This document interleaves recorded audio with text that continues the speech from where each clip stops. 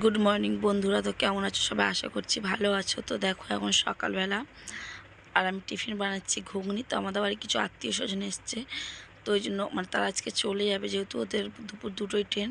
তো সকালে তাড়াতাড়ি করে টিফিন বানিয়ে রান্নার জোগাড় করবো। তো 6:30টায় ঘুম থেকে উঠে গেছি, উঠে ঘরের কাজ বাজ সব গুছিয়ে নিয়ে টিফিন বানিয়ে নিচ্ছি, ঘুগনি মুড়ি আর তার সঙ্গে চা। আর আজকে আমাদের ঘরে একটা নতুন ফার্নিচারও আসবে। তো যখন আসবে তখন অবশ্যই তোমাদের দেখাবো। তো এখন বলছি না যে কি ফার্নিচার, যেহেতু মায়েদের ঘরে ছাড় পোকা হয়েছে প্রচুর পরিমাণে।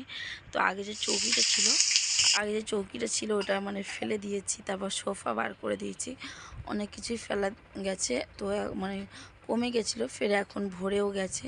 আর ওইদিকে দুধ গরম করে এখন রাখছি, যেহেতু পরে চা করব। তাই জন্য আজকেও নতুন ফার্নিচারটা আসবে। আশা করি বুঝে গেছো কিসের কথাই বলছি।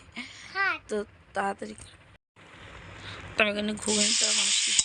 তো কাকে যদি হঠাৎ এসছে জানা ছিল না, অনেক রাত হয়ে গেছিলো, ওই জন্য কিছু আনা হয়নি। তো মটর ছিল অল্প আর একটু ছোলা ছিল, সেটা সিদ্ধ করেই একসঙ্গে সিদ্ধ করে রেখেছি। এই যে আর মশলাটা কষিয়ে এই যে ভালো করে ফুটিয়ে নেবো, একটু ঝোলঝোলই রাখবো, যেহেতু মুড়ি দিয়ে খাওয়া হবে।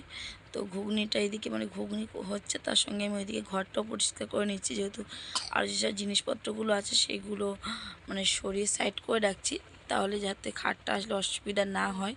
তো ওই জন্য সব গুছিয়ে আলাদাভাবে সরিয়ে রাখছি। তো এইদিকে দেখো আমার ঘুগনিটা হয়ে গেছে, একটু গরম মশলা দিয়ে আর নামিয়ে নেব। তো স্নান করে চলে এসেছি, এদিকে রান্না বসিয়ে দিয়েছি, রান্না হবে ভাত। আর এখানে যে চিকেন আছে, যে আমের চাটনি করে রেখেছি, আর ডালও করে রেখেছি, আর পটল আলু চিংড়ি মাছের তরকারি, আর চিকেন আর চাটনি আর ডাল, ব্যাস। তো পটলটাকে ভালোভাবে ভেজে নিচ্ছি। তো এইদিকে পটলটা ভালোভাবে কষিয়ে নিচ্ছি, আলু পটল ভেজে নিয়ে মশলার মধ্যে, আর মাংসের আলুগুলো ভেজে রেখে ওখানে পেঁয়াজটা দিয়ে দিয়েছি। তো দেখো পটল আলু চিংড়ি মাছটা ভালোভাবে কষিয়ে নিয়েছি তেল ছাড়া পর্যন্ত। তারপরে সব সবজিগুলো দিয়েছি, দিয়ে ভালো করে নাড়াচাড়া করে নিচ্ছি।